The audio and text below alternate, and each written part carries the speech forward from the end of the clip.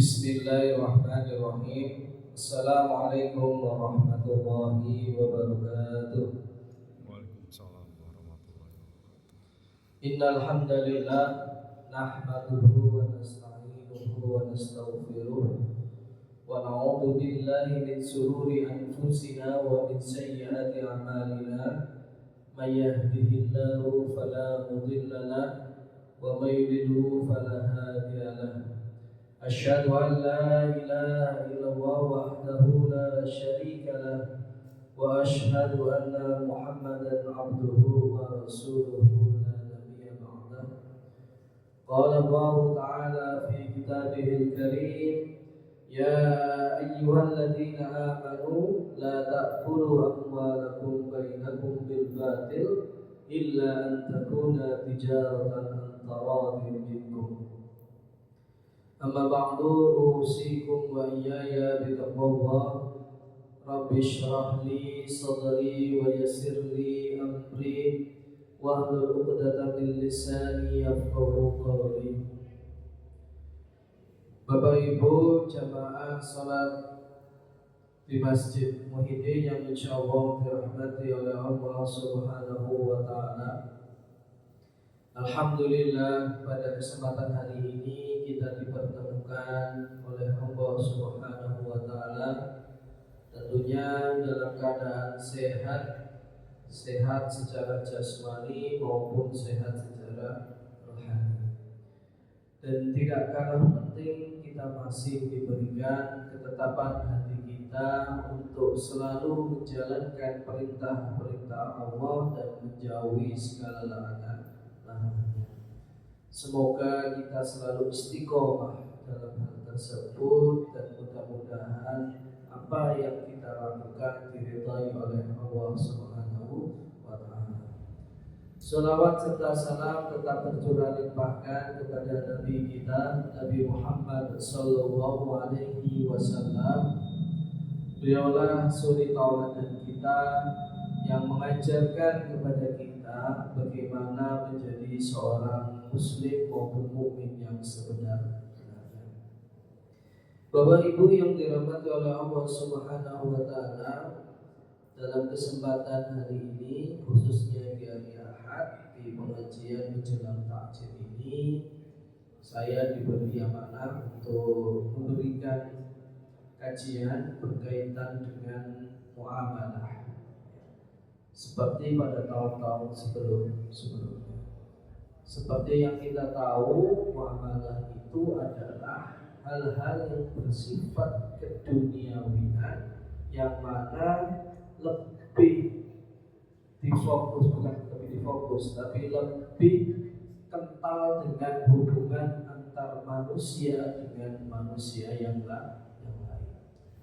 Maka dalam prinsip muamalah itu adalah segala sesuatu itu adalah ibahah, diperbolehkan.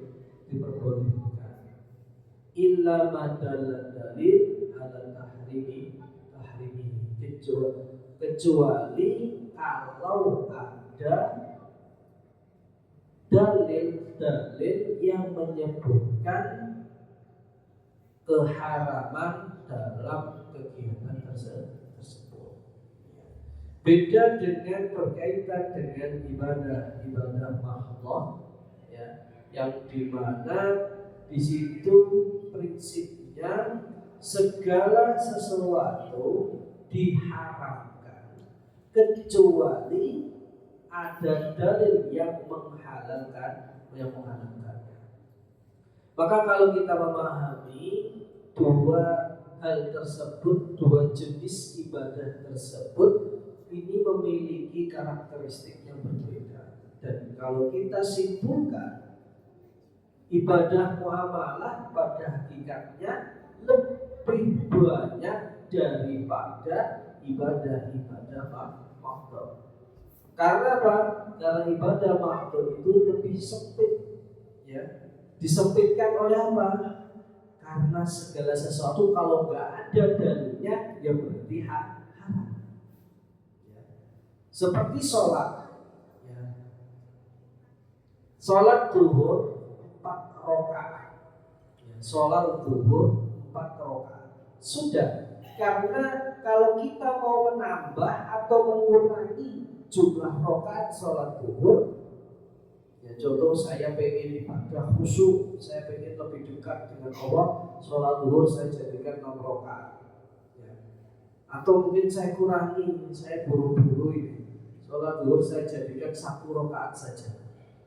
Nah, kalau hal seperti itu nggak boleh, karena itu tadi, kalau nggak ada dalil yang membolehkannya, maka itu haram dilakukan. Termasuk kaitannya dengan sholat.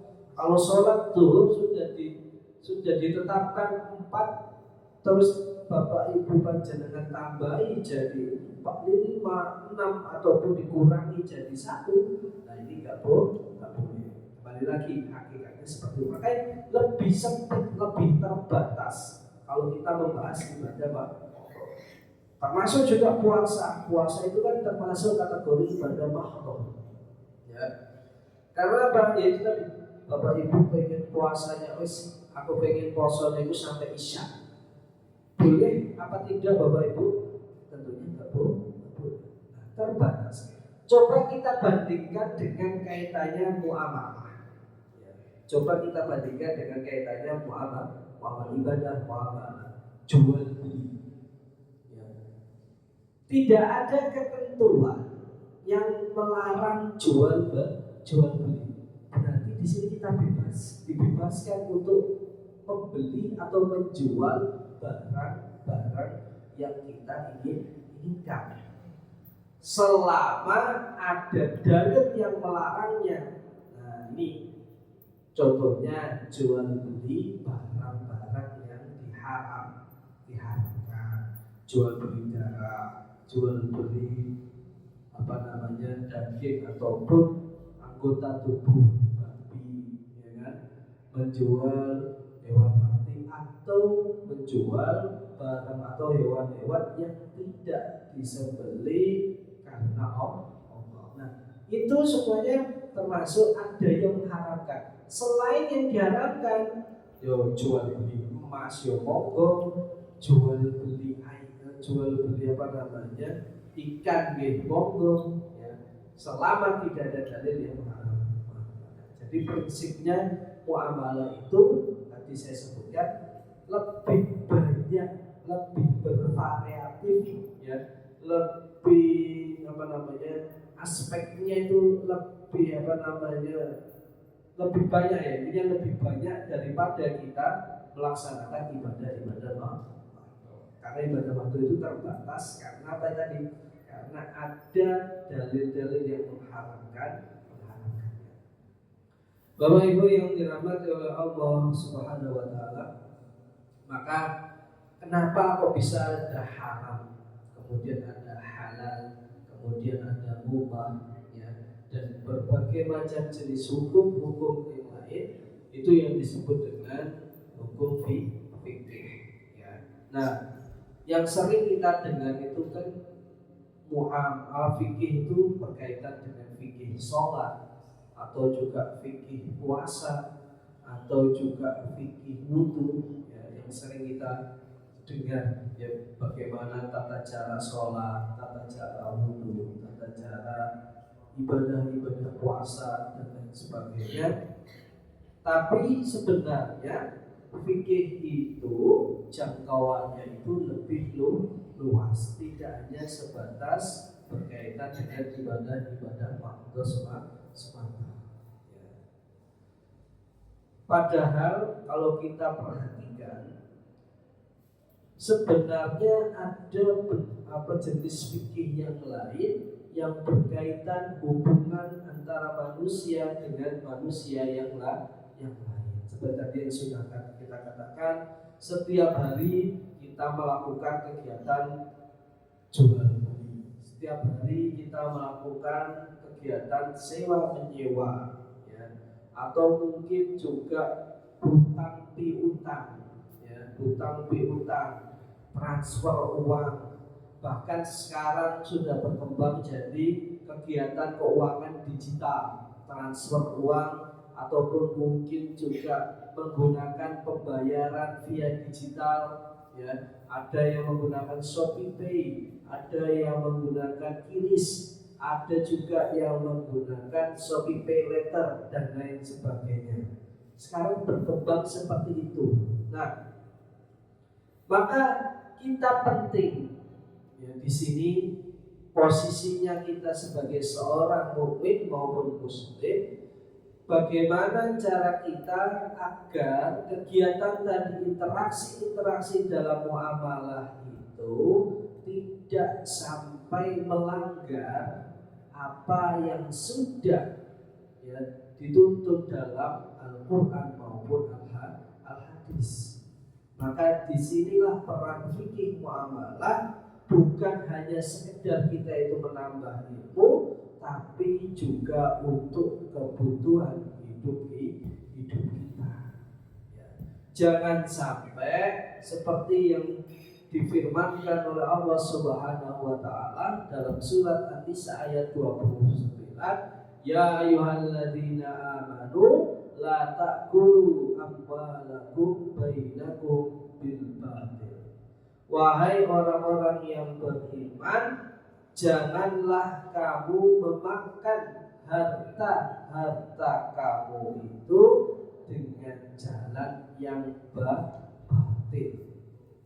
Nah, dengan jalan yang batil itu maksudnya adalah jangan sampai makanan yang Anda masukkan ke dalam mulut ataupun minuman yang Anda masukkan ke mulut itu berasal dari sesuatu yang dilarang oleh Allah Subhanahu wa taala. Entah dari segi barang yang didapatkan ataupun barang yang dilakukan transaksi itu, barang yang ditransaksikan, ataupun dalam segi proses dalam transaksi tersebut. Maka di sini ayat ini juga menunjukkan bahwasanya Islam itu sangat memperhatikan bagaimana harta itu diperoleh dan juga bagaimana harta itu digunakan. Maka tidak cukup kalau kita bicara halal barangnya. Wis bener jual beli air minum tuh boleh, air minumnya boleh.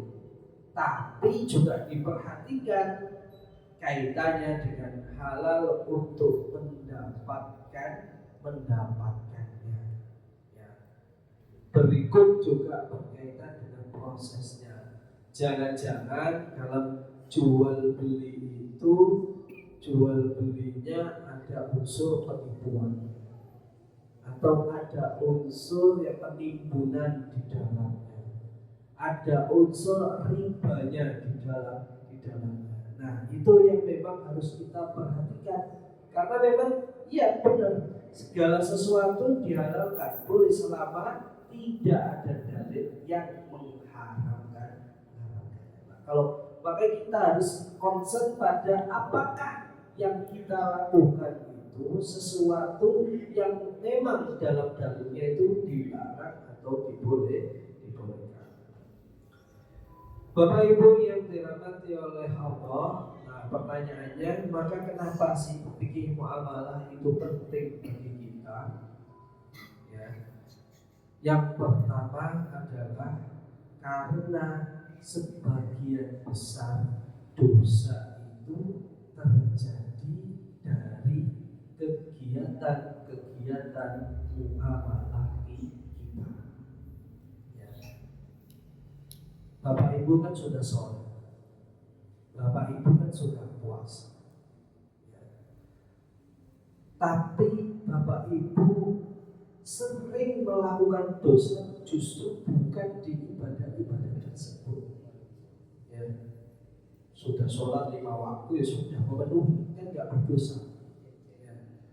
Tapi sering kali terjadi ketika itu di kegiatan muamalah. Seperti tadi yang saya contohkan, bisa jadi Bapak Ibu itu sering melakukan penipuan di dalam, penipuan dalam jual beli. Atau bisa jadi ya, nyuwun sewu, ada orang yang memiliki pangkat tinggi, ya, entah di desa, entah itu di kelurahan, di kecamatan, ataupun di kabupaten, bahkan provinsi, dan bahkan di wilayah pusat, dapat uang dari suap, dapat uang dari suap, ya, dari suap. Kemudian Bapak Ibu gunakan uang suap itu untuk kebutuhan hidup Bapak Ibu sehari-hari. Nah, seperti itu kan Bapak Ibu nggak menyadarinya, tapi paling banyak dosa itu justru terjadi dalam kegiatan muamalah kita. Ya. Maka di sini jangan sampai dengan adanya fikih muamalah ini kita akan dikasih tahu ini loh batasan-batasan. Oh, nggak boleh kalau sudah mendapatkan jabatan, ya nggak boleh yang namanya suap itu dilarang. Ya, dalam bahasa fikih muamalah itu riswah itu dilarang. Dalam berdagang itu nggak boleh loh ada unsur penipuan di dalamnya. Dalam sewa menyewa, hutang piutang itu harus dilunasi bagi yang berhutang. Kalau yang menghutangi, yang berarti jangan ada tambahan dalam hutang tersebut. Nah, itu kenapa fikih muamalah penting. Biasanya mungkin kita merasa wis tahu tangi, sampeyan tahu tangi 1 juta, ya. Tapi meni setahun kas balik lo duit 1 juta tambahi 100.000. Jadi 1 juta 100.000. Nah, itu pada akadnya hutang. Ya. Nah, kalau kayak gitu berarti nggak boleh. Nah, dalam fikih muamalah dibolehkan dengan akad, yaitu akad murabah. Saya nggak menghutangi kamu, tapi saya menjual barang yang ingin Anda butuhkan dengan ada tambahan sistemnya seperti tijarah, jual beli. Maka di sini kan kalau kita kembali ke tadi surat tadi ayat 29, illa tadi kan sudah, janganlah kamu memakan hartamu dengan cara yang batil kecuali ila antakuna tijaratan antaradin minkum, kecuali kalau adanya keridhaan antar keduanya dan memang dilakukan perniagaan di dalamnya. Ya. Kemarin ketika di hari biasanya di pengajian Sabtu kita juga menjelaskan berkaitan dengan bagaimana akad hutang piutang itu tidak boleh bercampur dengan akad bisnis. Akad yang sifatnya tolong menolong itu nggak boleh dicampur dengan akad bisnis. Ya, seperti yang saya katakan, orang hutang piutang, ya, akadnya itu menolong orang dengan memberikan hutang kepada dia, ya. Tapi yang menghutangi nggak boleh memberikan tambahan, karena kalau sudah tambahan itu sama saja ada tambahan di dalam pendapatan kita atau ada keuntungan di dalam pendapatan kita, kan akhirnya itu jadi akad bisnis, itu nggak boleh. Nanti akan kita sampaikan pada pertemuan selanjutnya. Bapak Ibu yang dirahmati oleh Allah Subhanahu wa taala, ya. Kedua, kenapa fikih muamalah itu penting bagi kita? Karena memang muamalah itu terjadi setiap hari. Bapak Ibu tidak mungkin dalam satu hari itu nggak meminjam sesuatu, nggak mungkin juga nggak membeli sesuatu. Ya. Karena pada dasarnya manusia itu adalah makhluk sosial. Ya. Al-insanu madaniyun bit-tabai. Manusia itu adalah makhluk sosial yang butuh interaksi, butuh adanya interaksi antara manusia dengan manusia yang lain dalam kaitannya bertahan hidup, ya. Dalam kaitannya melanjutkan hidupnya. Bapak Ibu bayangkan kalau di dalam dunia ini Bapak Ibu hidup sendiri, ya. hidup sendiri di dunia, atau mungkin keluarganya satu keluarga saja yang hidup di dunia. Yang terjadi kita bingung, ya, yang menyiapkan ini siapa, ya, yang menyiapkan barang A siapa, barang B siapa, ya.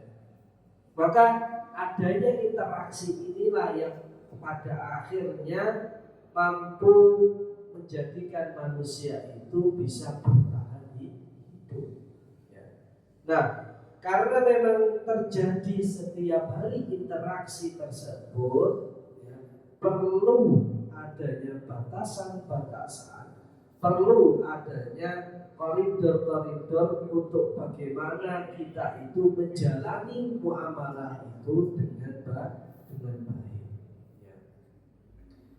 Dan memang menurut Rasulullah, Ibnu Taimiyah rahimahullah mengatakan bahwasanya keadilan dalam muamalah itu fondasi tegaknya kehidupan manusia.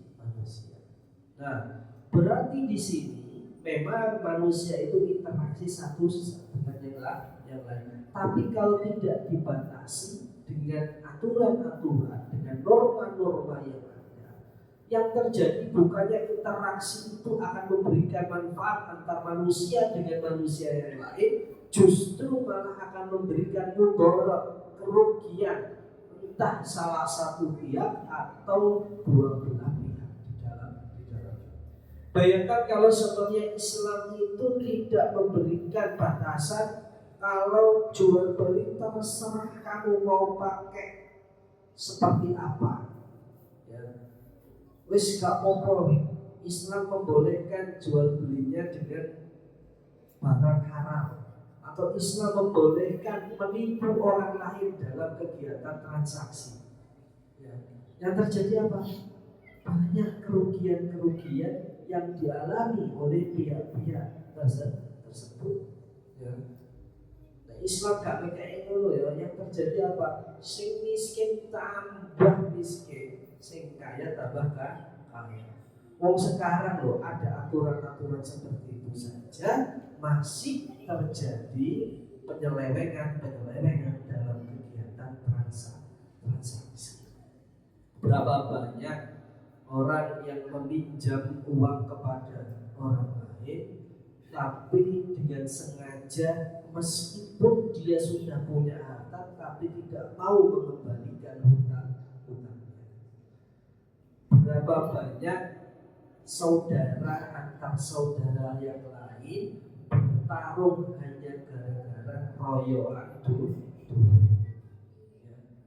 Berapa banyak tetangga yang awalnya, ya, hubungannya baik, ya, berakhir dengan saling bermusuhan hanya karena hutang piutang tidak dijalankan dengan benar, ya kan? Banyak ya Bapak Ibu sekalian duwe tangga sing utang gak gelem bayar utangi, padahal tanggane iku wis duwe-duwean, ya, sudah cukup uangnya tapi gak mau bayar utang. Ataupun juga ada juga beli pakai kredit, ya, beli pakai kredit terus gak dibayar kreditnya, meskipun dia punya rezeki atau meskipun dia punya dana untuk membayar kredit tersebut. Maka itu sering terjadi. Karena itu tadi, muamalah itu sering terjadi di dalam kehidupan kita. Bahkan lebih banyak muamalahnya daripada ibadah-ibadah waktunya. Sholat 5 waktu saja, itu aja cuma 5 waktu. Subuh, zuhur, asar, maghrib, isya yang wajib, ya kan? Cuma 5 waktu. Tapi Bapak Ibu dalam kegiatan jual beli apa meneh sakniki pun wonten yang namanya jual beli online marketplace, ya, nggak usah tatap muka dengan orang lain, cukup scroll, pilih produk yang Bapak Ibu inginkan untuk dibeli, kemudian pembayarannya melalui entah itu melalui tunai COD ataupun entah itu melalui kiris ataupun entah melalui transfer ataupun bentuk pembayaran online lainnya, ya kan? Mudah. sering kita jumpa. Dan saya yakin hampir sebagian besar Bapak Ibu yang ada di sini itu sudah menginstal aplikasi marketplace dan sudah menjalankan atau melakukan kegiatan transaksi melalui marketplace tersebut. Ono sing gawe Shopee, ono sing gawe Lazada, ada yang pakai Tokopedia. Sekarang banyak pasti khususnya anak muda-muda pakai TikTok Shop dan lain sebagainya. Nah, itu kan banyak. Ya. Nah, kalau tidak ada batasan-batasan dalam Islam, nah, ya terjadi bisa jadi malah akan menjadikan sesuatu yang rugi. Bapak Ibu yang dirahmati oleh Allah Subhanahu wa taala, maka penting bagi kita. Yang ketiga adalah karena muamalah ini lebih banyak berkaitan dengan harta, ya, maka muamalah ini atau harta itu ya sangat mempengaruhi keberkahan hidup kita.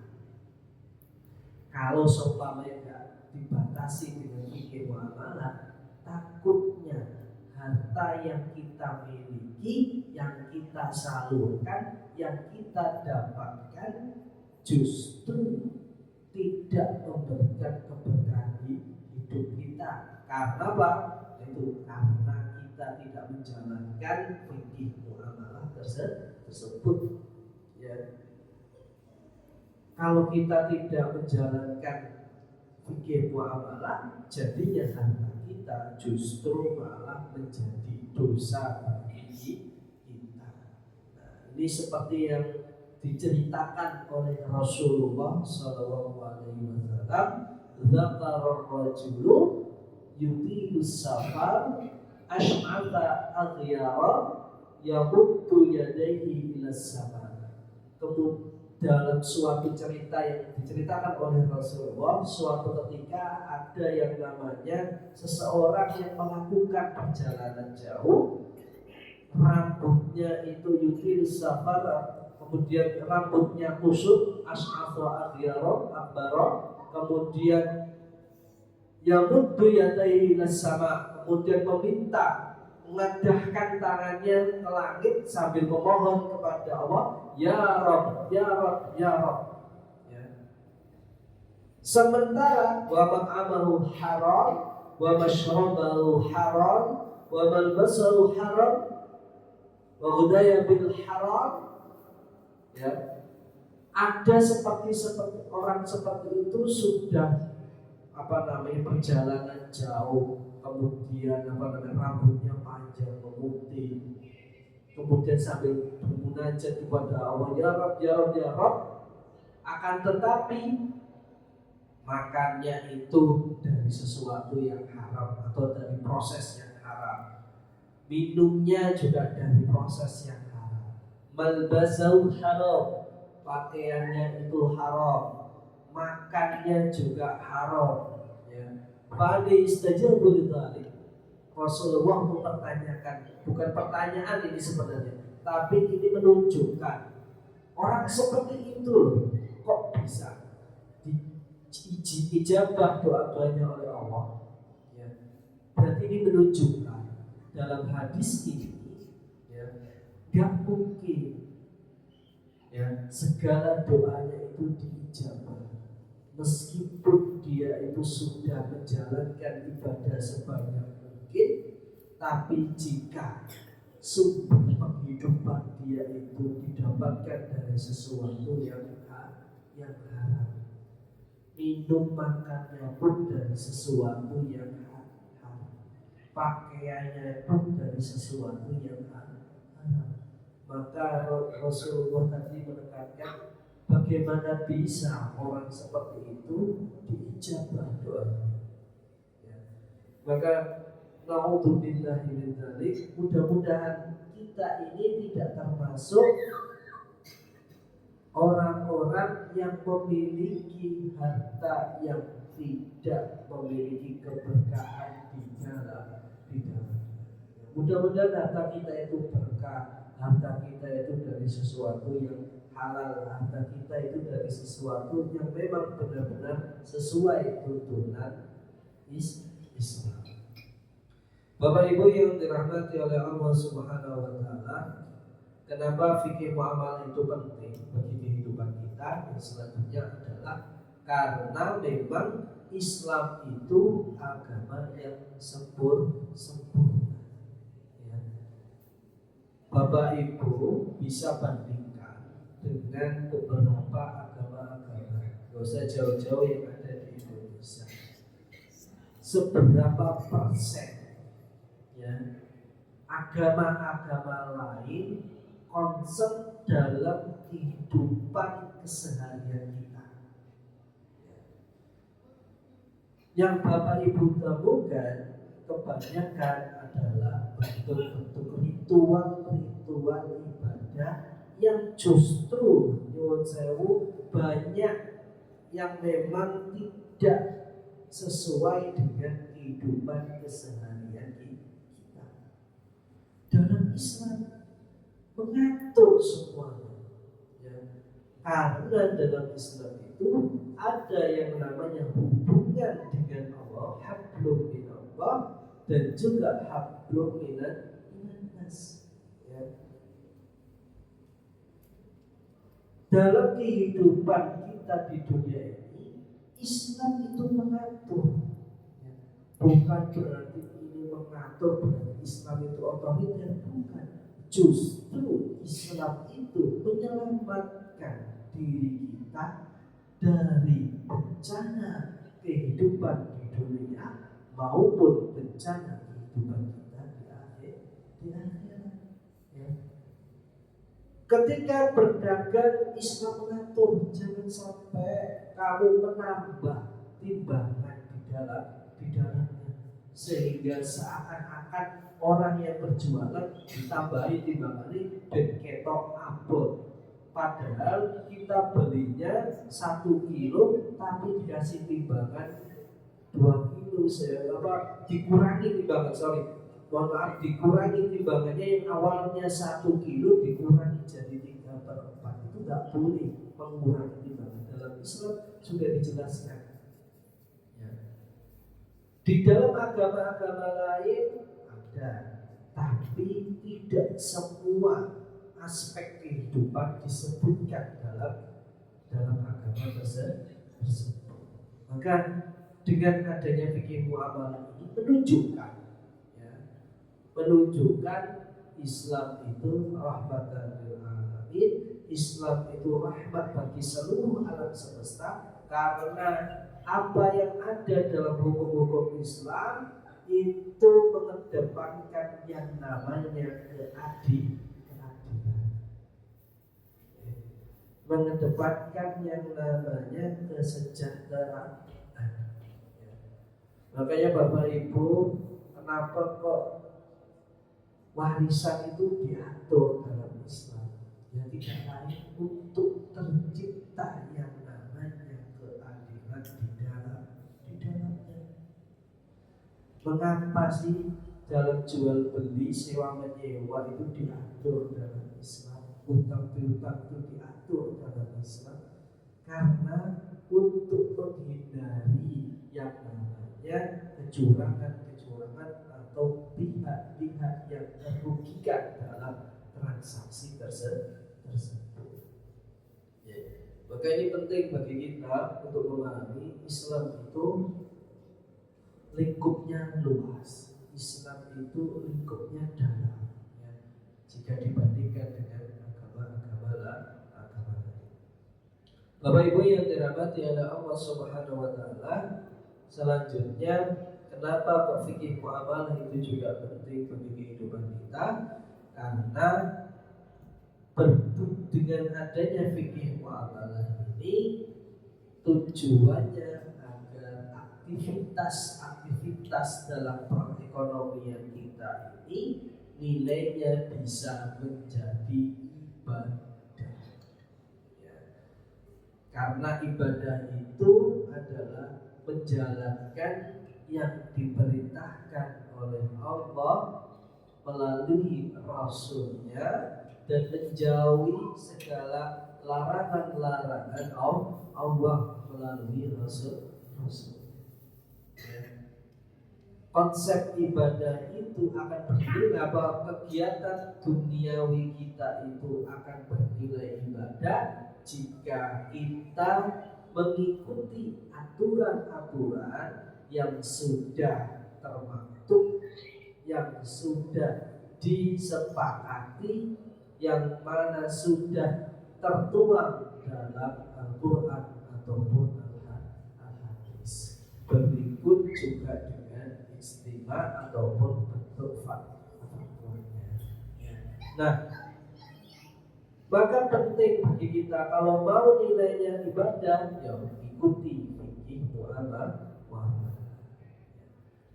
Jika seseorang pedagang itu jujur, tidak menipu dan juga tidak mengambil riba maupun juga menjaga amanah, maka pedagang tersebut aktivitas ekonominya pun berubah menjadi nilainya ibadah. Rasulullah SAW pernah dawuh, at-tajiru as-saduq al-amin ma'an nabiyyin was-siddiqin was-syuhada.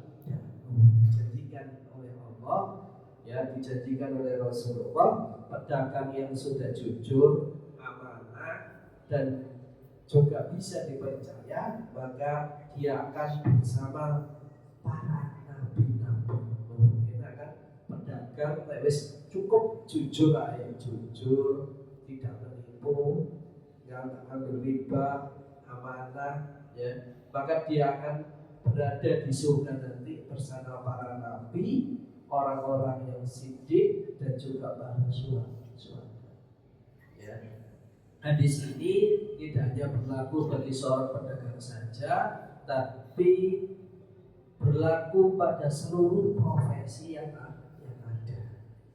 Ya.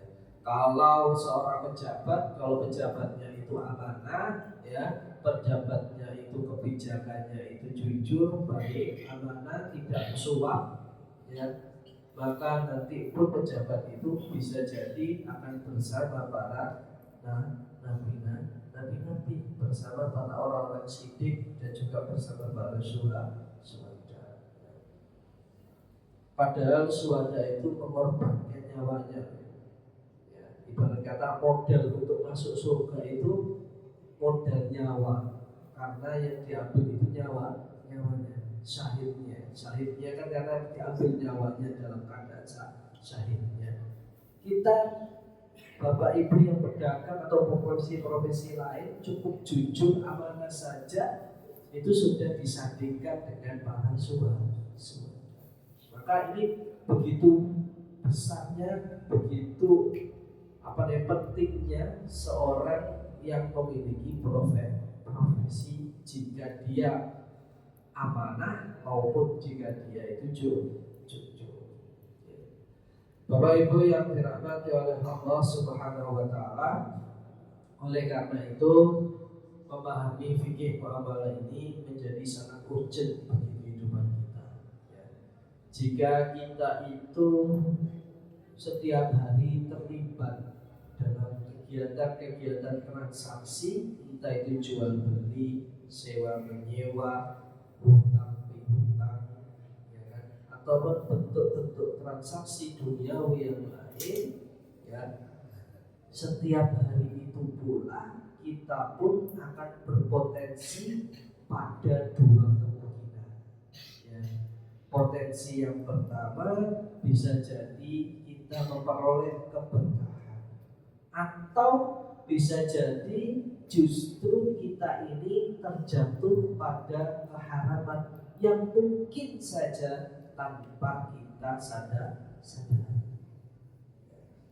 Jadi dua hal ini yang barangkali mungkin terjadi dalam setiap kegiatan muamalah kita. Maka dengan adanya fikih muamalah ini, hadirnya fikih muamalah ini hadir untuk menjadi panduan bagi kita agar supaya harta yang kita peroleh itu benar-benar terjamin halalnya, transaksi yang kita lakukan juga bebas dari yang namanya gharar, ketidakjelasan, riba ataupun penipuan, serta hak-hak sesama manusia pun juga tetap terjaga. Jika memang kita tidak tanpa memahami terkait dengan fikih muamalah ini, bisa jadi seorang itu rajin ibadah namun lalai dalam menjaga kehalalan harta. Ya, 5 waktu wis sholat, ya, 5 waktu sholat jamaah, qiyamul lail terus, baca Quran terus menerus, ya, tapi ternyata masih terima suap, namun ternyata masih melakukan transaksi yang dilarang, ya. Maka yang terjadi rugi akhirnya, ya, rugi akhirnya. Kita justru malah mendapatkan banyak dosa. Maka mudah-mudahan, ya, dengan adanya fikih muamalah ini, mari kita sama-sama menggapai ilmu ini supaya kehidupan sehari-hari kita itu terjaga, terjamin kehalalan harta kita. Dan mudah-mudahan kita dijauhi dari segala dosa-dosa yang mungkin tidak kita sadari. Mari kita tutup dengan sama-sama membaca hamdalah. Alhamdulillahirabbil alamin. Subhanakallahumma wa bihamdika asyhadu an la ilaha illa anta astaghfiruka wa atubu ilaik. Billahi taufiq wal hidayah. Wassalamualaikum warahmatullahi wabarakatuh.